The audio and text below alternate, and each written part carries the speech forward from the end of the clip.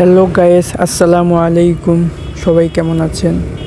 আজকে আমরা দুই বন্ধু মিলে হঠাৎ করে ভাবলাম একটু ঘুরে আসি। কোনো প্ল্যান ছাড়াই বের হয়ে গিয়েছি, দেখা যাক কোথায় যেতে পারি। তো এখন আমরা তেল নিব, তারপরে সিদ্ধান্ত করব যে কোথায় যাব।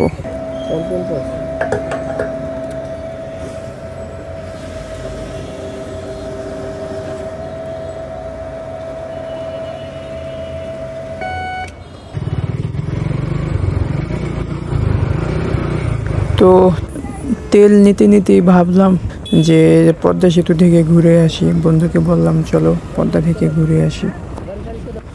আজকের আসমানটা আসলে অসাধারণ ছিল।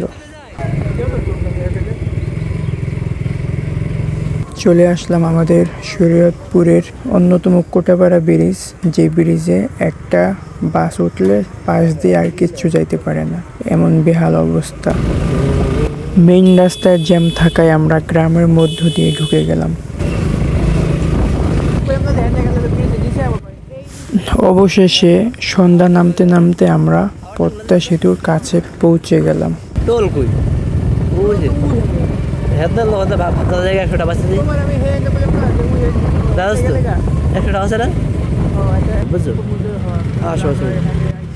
তো এখন আমরা ট্রল দিব, তারপরে সেতুতে উঠব।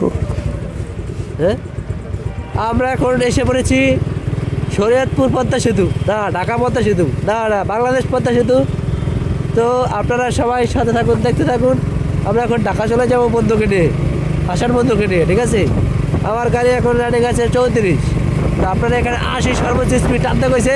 আমি যে উম দাঁড়াকা টানু, গতিসীমা সর্বোচ্চ 80। ও ও ও ও চলো।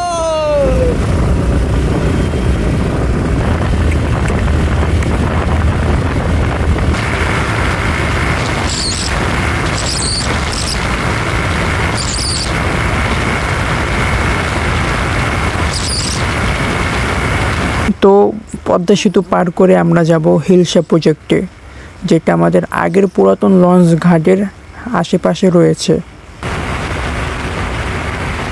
অবশেষে আমরা ব্রিজ পার করলাম, এখন আমরা আমাদের কাঙ্ক্ষিত স্থানে যাব।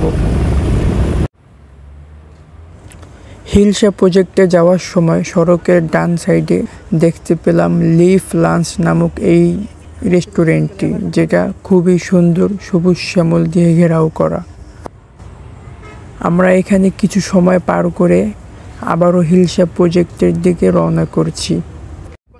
অবশেষে আমরা হিলসা প্রজেক্টে চলে আসলাম।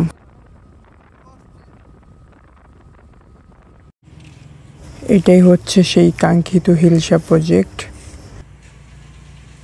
আসসালামু আলাইকুম, সবাই ভালো থাকবেন।